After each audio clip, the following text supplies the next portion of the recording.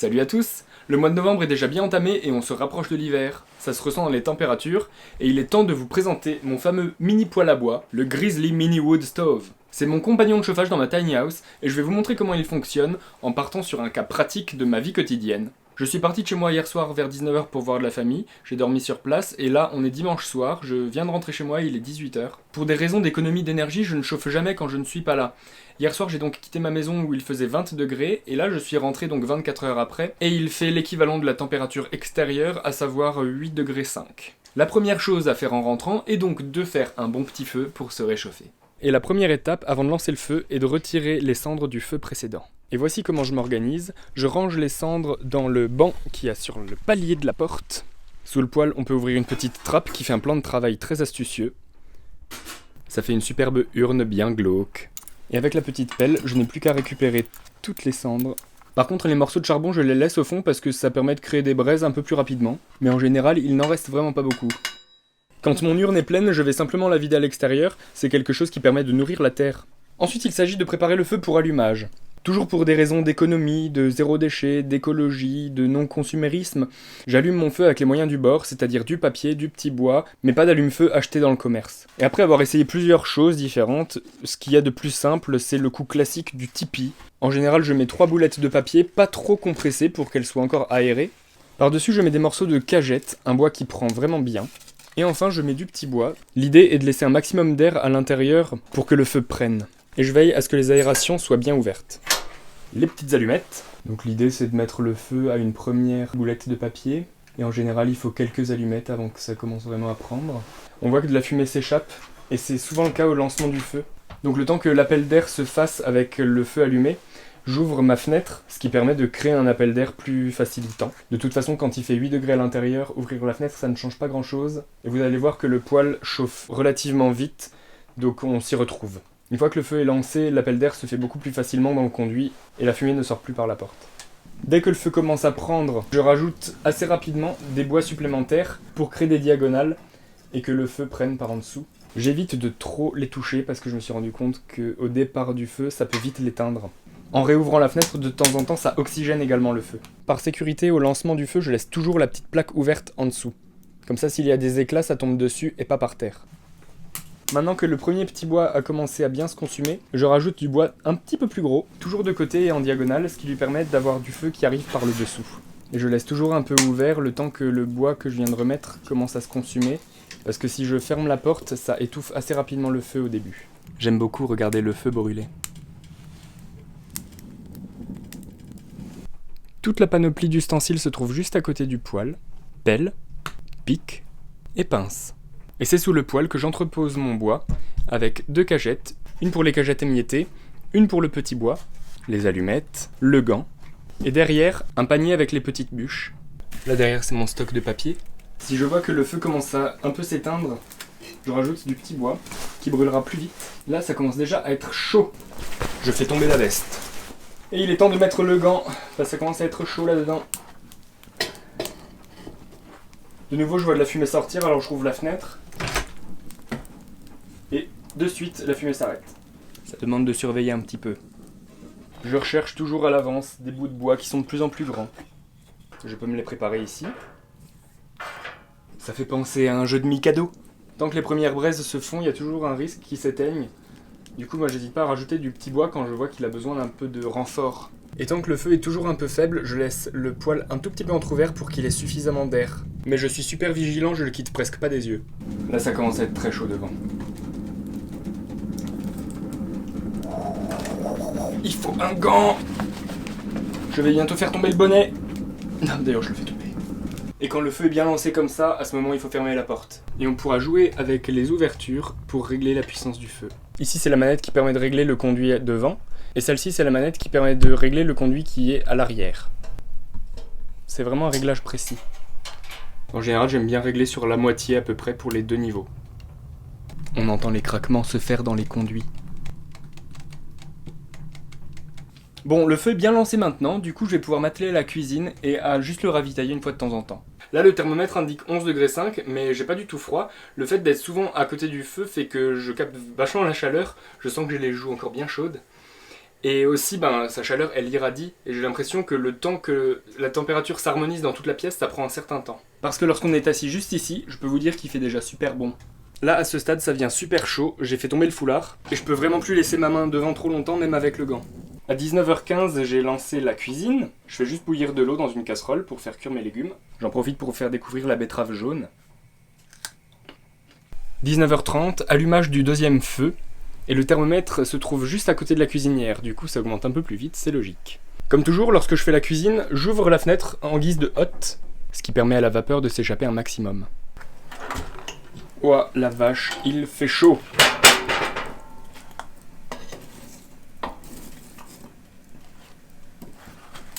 Vous voyez, là il n'y a plus beaucoup de flammes, il y a surtout des braises. J'espère que le feu va prendre, mais vu que c'est tellement chaud, le bois devrait quand même brûler. Ça n'a pas attendu, effectivement, le bois se consume directement, il fait tellement chaud là-dedans. Je raconte pas des conneries, là il faut que je fasse tomber le pull. Selon si je veux que ça chauffe plus ou moins vite dans la tiny, je laisse ou non ouvert la porte de la salle de bain. Parce que du coup ça fait tout un volume en moins à chauffer si je veux que ça chauffe plus vite. Ou bien si je veux qu'il fasse bon à l'intérieur, je laisse ouvert et donc ça fera un plus grand volume à chauffer. Et on constate qu'avec la différence de température, il y a de la condensation qui se fait à l'intérieur. Et donc là on n'a qu'à dire que je vais laisser ouvert parce que je sens que sinon je vais avoir beaucoup trop chaud. Ce qu'il est également possible de faire, c'est de poser une bouilloire ou une tasse d'eau chaude au-dessus du poêle pour vous faire une bonne tisane. Veillez à ce que ce soit une tasse en poterie qui supporte la chaleur. Et voilà, 20 minutes après, une eau chaude gratuite. Certains diront que le poêle à bois est salissant, c'est vrai que ça fait un peu de poussière, mais grâce aux deux réceptacles qu'il y a ici, ça reste super pratique à nettoyer.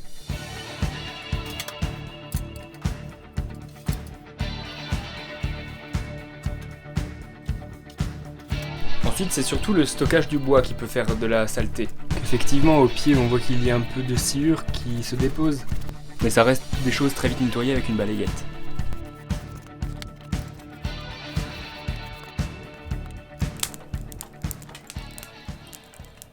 Les petites poignées en forme de ressort sont vraiment super bien faites. Ça fait maintenant super longtemps que le feu est lancé et pourtant je peux toujours la toucher, elle n'est pas chaude du tout. Ce n'est pas forcément vrai pour celles qui sont en bas. Elles sont un peu plus chaudes, mais bon, ce n'est pas cramant. Là, le thermomètre indique 20,8 degrés et le feu est encore bien lancé, du coup il faut absolument que j'arrête de le recharger parce que sinon il va faire super chaud. Quand on arrête de recharger le feu, la température continue d'augmenter pendant à peu près 2 heures, du coup il faut anticiper ça pour pas être ensuite dans un sauna. On se souviendra que le panier était plein en début de soirée, donc là c'est à peu près toute la quantité de bois que j'ai utilisé, sachant qu'il a fallu que je chauffe depuis 8 degrés puisque j'étais pas là pendant toute une journée entière, donc il a fallu faire un feu un peu plus long aujourd'hui. Le bois que j'utilise en général, je coupe des morceaux à peu près gros comme ça, environ 3-4 cm pour les plus petits. Et pour les plus gros, bon ça peut être un peu plus gros que ça, donc là c'est plutôt environ 6 cm. Et pour la longueur, voilà, on en est à peu près à une vingtaine de centimètres. Ça peut être un peu plus long, mais du coup ça rentre vraiment qu'en diagonale à l'intérieur du poêle. Donc là si je mesure mon panier, c'est environ 30 x 22 cm. Et j'ai utilisé une hauteur de bois d'environ 18 cm. Ce qui amène à un volume de environ 0,01 m3, sachant qu'un mètre cube est une stère. Alors ne commettez pas la même erreur que moi. La première fois que vous utilisez un poêle ou que vous l'utilisez après la saison de l'été par exemple, pensez bien à le nettoyer complètement à l'extérieur pour enlever toutes les poussières. La première fois que je l'ai reçu, il était encore neuf donc il n'avait jamais servi. Et toutes les pellicules peut-être de poussière ou de plastique, je ne sais pas, qui étaient dessus, ont fondu ou ont cramé quand je l'ai fait chauffer le poêle. Ce qui fait qu'il y a de la fumée qui s'est dégagée de tout le dessus. Alors déjà, ça a fait sonner le détecteur incendie que j'ai au plafond.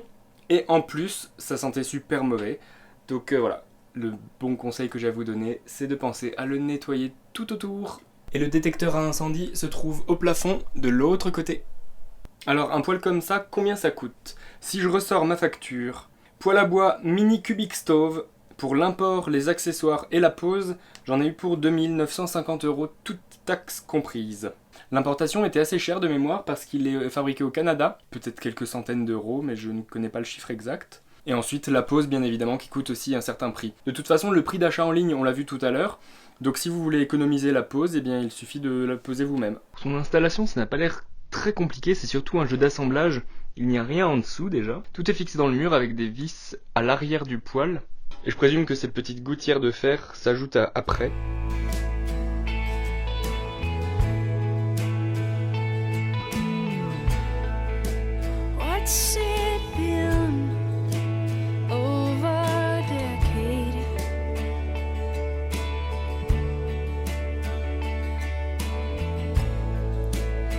it still smarts like it was 4 minutes ago.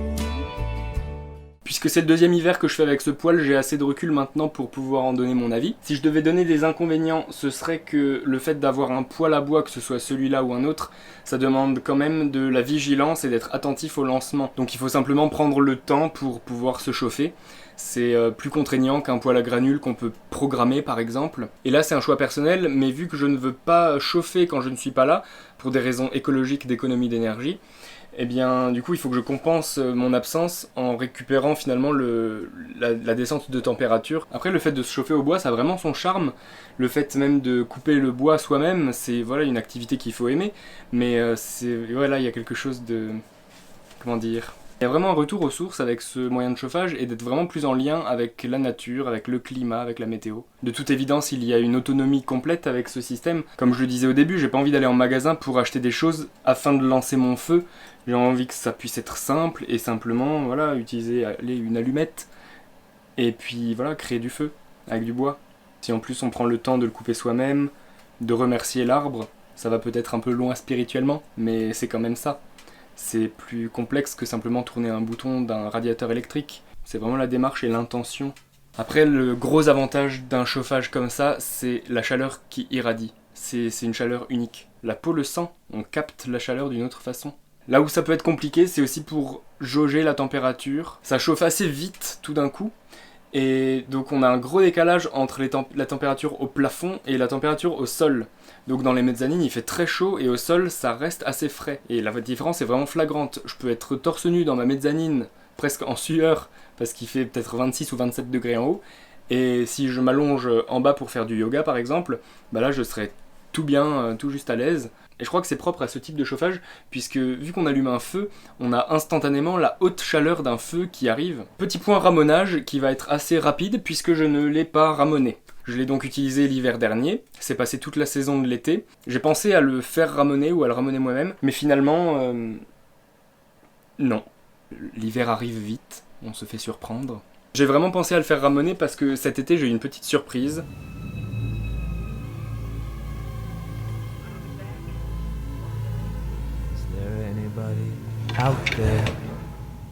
Et je me suis dit qu'il y avait peut-être en fait des nids de guêpes à l'intérieur qui risquaient alors de flamber si je refaisais un feu. Maintenant ça va faire 3 semaines que je fais des feux, il s'est jamais rien passé, donc je pense que s'il y a quelque chose qui avait dû cramer, ça se serait déjà arrivé. Alors ça peut poser un problème d'assurance si jamais il y a un souci et que le poêle n'a pas été ramoné par un professionnel, mais étant donné qu'actuellement ma maison n'est pas assurée de toute façon, eh bien ça ne change pas grand chose. Et si elle n'est pas assurée, c'est justement à cause de lui. Les assureurs sont assez frileux au poêle à bois. Après, ne pas avoir d'assurance, ça n'empêche pas de vivre. Et des fois, je me dis qu'il y a tellement de critères d'incidents que les assureurs ne prennent pas en charge, que même si j'étais assuré et qu'il y avait un pépin, il y a une chance sur 2 pour que finalement je ne sois pas remboursé. Donc bon, mieux vaut miser sur un bon karma.